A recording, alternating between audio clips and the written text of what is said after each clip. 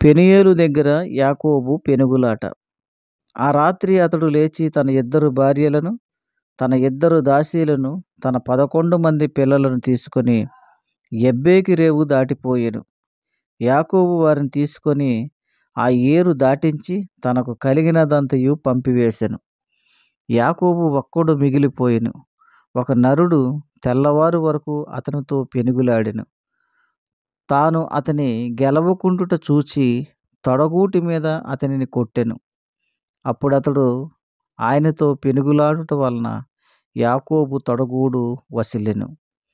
ఆయన తెల్లవారుచున్నది గనుక నన్ను పోనిమ్మనగా అతడు, నీవు నన్ను ఆశీర్వదించితేనే గాని నిన్ను పోనీయనెను.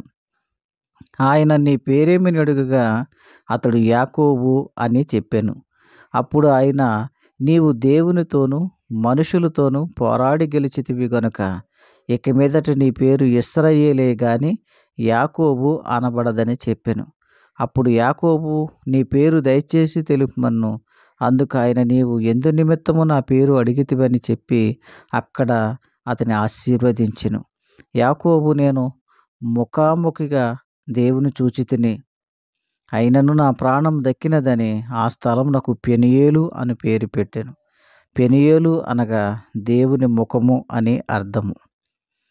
అతడు పెనూయేలు నుండి సాగిపోయినప్పుడు సూర్యోదయమయ్యెను. అప్పుడు అతడు తొడకుంటుచూ నడిచెను. అందుచేత ఆయన యాకోబు తొడగూటి మీదికి తుంటి నరము కుట్టినందున నేటి వరకు ఇశ్రాయేలీయులు తొడగూటి మీదనున్న తుంటి నరమును తినరు. ఈ విధముగా దేవునితో యాకోబు పెనుగులాడిన సందర్భం. తన్ను ఆశీర్వదిస్తే తప్ప, అయ్యా నేను నిన్ను విడిచిపెట్టను అని చెప్పి గొప్పగా విశ్వాసముతోటి దేవునితో పెనుగులాడినటువంటి వ్యక్తి యాకోబు. అందుకే యాకోబు పేరు యాకోబు అని పిలువబడక ఇశ్రాయేలు అని పిలువబడింది.